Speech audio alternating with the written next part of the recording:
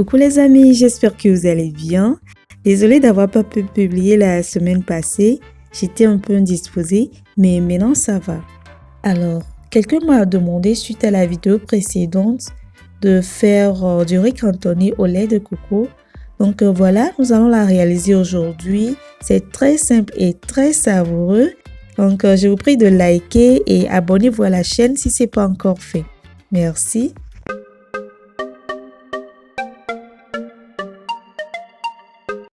Voilà, pour commencer, je vais précuire la viande avec mon assaisonnement vert.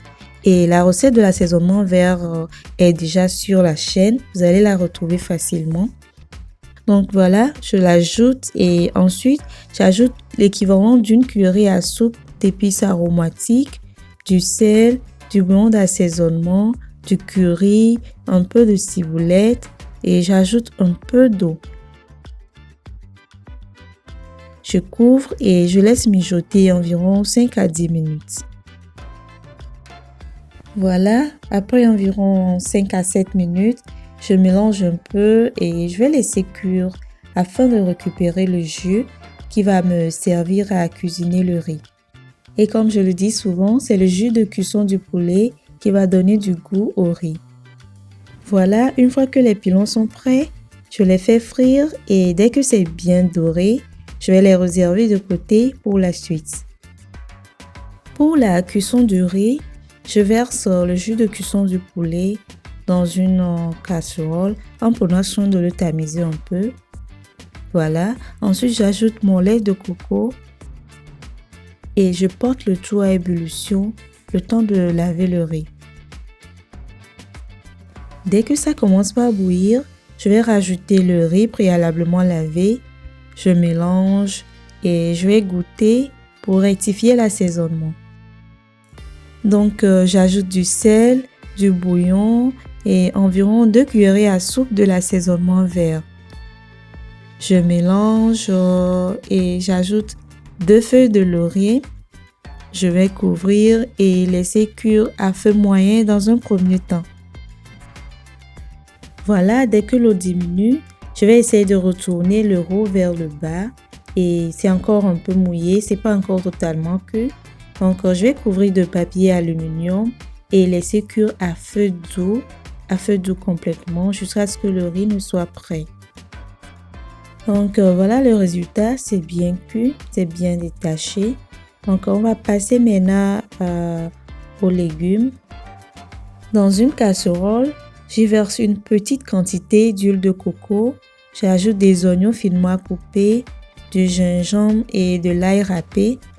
Environ une cuillerée à soupe de chaque. Donc, je vais faire revenir 1 minute et ensuite j'ajoute les haricots verts.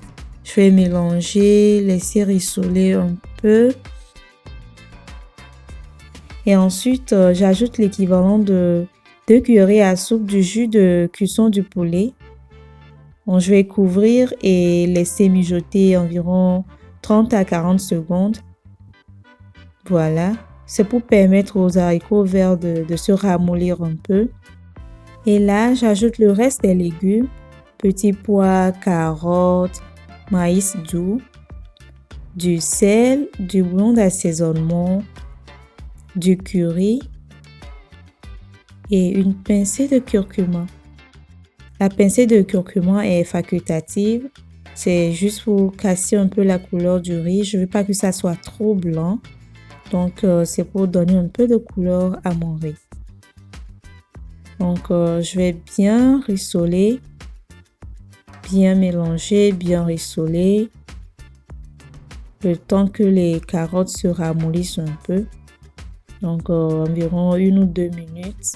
Et là, j'ajoute des oignons finement coupés. Je les ai coupés en petits dés. Je mélange un peu, quelques secondes. Et là, c'est le tour du riz.